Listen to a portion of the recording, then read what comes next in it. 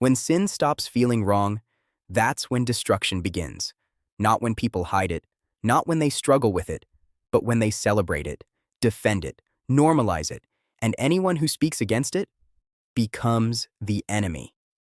That's not just corruption, that's inversion, where truth feels offensive and falsehood feels acceptable. And if you think this is just history, look around, because the story of Lut, AS, isn't just about a comb, it's about a pattern, one that repeats every time society chooses desire over truth. Lut, AS, lived among people who didn't just commit sin, they promoted it, publicly, proudly, without shame. And the difference matters, because private sin still carries guilt, but public sin removes it. Once something is normalized, the alqulb stops reacting. It stops resisting. It stops recognizing right from wrong. And that's the real danger, because when your moral compass is gone, anything can be justified. Lut, AS, didn't stay silent. He spoke, clearly, directly, courageously. Do you commit such immorality as no one has done before you? Not soft, not diluted, not adjusted to fit their comfort. Truth. And what did he get in return? Reflection? Consideration? No. Rejection. Mockery. Threats. Because when people are deep in sin, they don't want guidance. They want validation. And if you don't give it to them, they turn against you. That's the reality. Because truth challenges. It disrupts. It exposes. And exposure makes people uncomfortable. So instead of changing themselves, they try to silence the one who speaks. Expel them from your city. Pause. Let that sit. Not debate, not discussion, removal. Because that's what happens when a society goes too far. It doesn't tolerate correction. It eliminates it, and that's where things become dangerous. Because once truth is pushed out, there's nothing left to hold people accountable. Nothing left to stop the scoot, and it accelerates. Fast. What was once rare becomes common. What was once hidden becomes public.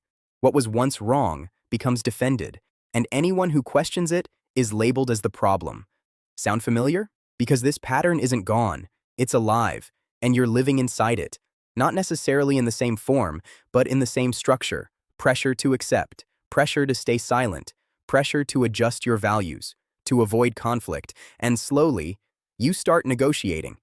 Maybe I don't have to say anything. Maybe I can just stay quiet. Maybe I can accept it, even if I don't agree. That's how it begins, not with full acceptance, but with silence. And silence is powerful, because it creates the illusion of agreement. And once that illusion exists, the system grows stronger. Lut, AS, didn't stay silent, even when he was alone, even when his message was rejected, even when the pressure increased. And this is where it gets even harder, because the test didn't just come from society, it came from inside his own home. His wife, close, present, but not aligned. Think about that. You can be physically near someone, and spiritually worlds apart. And that's one of the hardest tests, because you expect support, you expect understanding, but instead, you feel isolated, even in your own space. And that kind of loneliness breaks most people. They give in, they adjust, they stop standing firm, because it's easier to blend in than to stand alone. But Lut, AS, didn't. He stayed consistent, he stayed firm, he stayed clear, even when it cost him everything. And then, the moment came. Not slowly, not gradually, suddenly. The command. Leave. Take those who believe, and go. No hesitation, no delay. And this is critical, because when the truth becomes completely rejected, separation becomes necessary, not out of arrogance, but protection.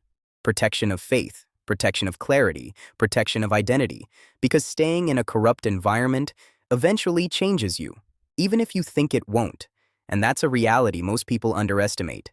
You don't just influence your environment influences you, quietly, consistently, until one day, you realize you've changed. So Lut, AS, left. Not because it was easy, but because it was necessary. And what happened next was final. The punishment came. decisive, complete. A society that normalized sin was erased, not partially, completely.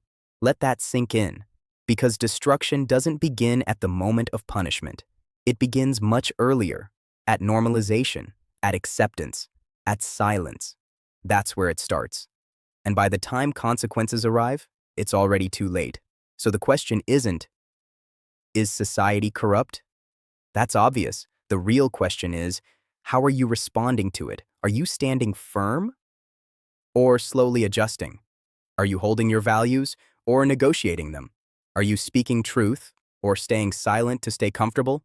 Because your environment will shape you, one way or another. And if you don't consciously choose who you are, it will decide for you. Lut AS chose, even when it was hard, even when it was isolating, even when it cost him relationships, and that's the level most people avoid. Because it's uncomfortable, because it's unpopular, because it feels like you're standing against everything. But that's exactly what truth requires sometimes. Standing firm when everything around you is shifting. So don't wait until things get worse. Don't wait until lines are completely erased. Don't wait until you've adjusted so much you don't recognize yourself anymore. Because by then, it will be too late to go back. So decide now. Who are you? When truth becomes uncomfortable. If this made you uncomfortable, good. That means you're seeing something clearly. And if this changed your perspective, subscribe, because the next video might change your life.